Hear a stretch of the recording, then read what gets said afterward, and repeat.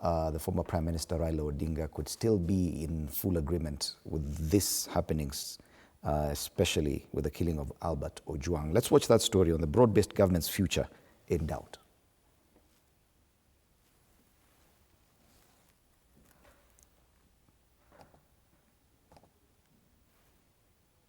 All right. So as we look for that story, do you think that probably there could be serious cracks within the broad-based working arrangement, given that some of what is happening right now may not be what Raila Odinga stands for?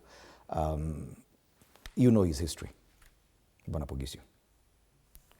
Fred, there are cracks, and it's because of both sides, not one side. It's both sides. If you watch UDA leaders as well, some of them, first of all, some of them did not like the whole thing about broad-based, and you can see them speak very directly to the president sometimes about what they're not happy with. And then, of course, then you have this other situation where the ODM side, there may be one or two ODM MPs who just got excited about this broad-based arrangement, that they're crazy. They sound like they're the ones running the government. But when these things happened, this one here, and many others that have happened, you can see the displeasure with which the leaders of ODM, including the leader himself, are speaking. And they're beginning to doubt this arrangement of broad-based government. And even worse is when the president says he will not hand over power, that will rile, that definitely will really annoy and rile somebody like Raila, who stands out as a guy who defends the Constitution.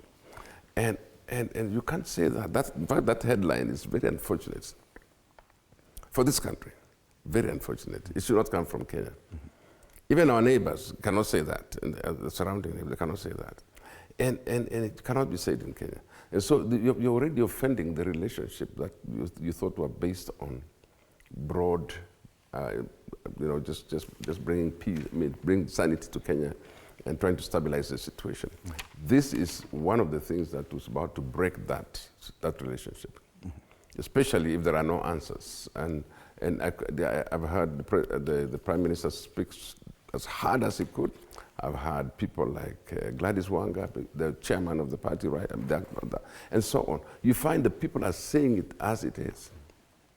The only people who might not say it are those who are already in the broad-based arrangement, who are ministers and things like that. But you can hear everybody saying, this is not what we bargained for. This was not in the arrangement. In fact, I've heard the Secretary General himself saying that we have an agreement, and part of this agreement is no more this, no more this, including extrajudicial killings. Mm-hmm. And so it is already a starting crack. It's a starting point of crack. Mm-hmm. And I'm telling you, I don't know, you cannot measure that size of the size of that crack now until this situation is resolved.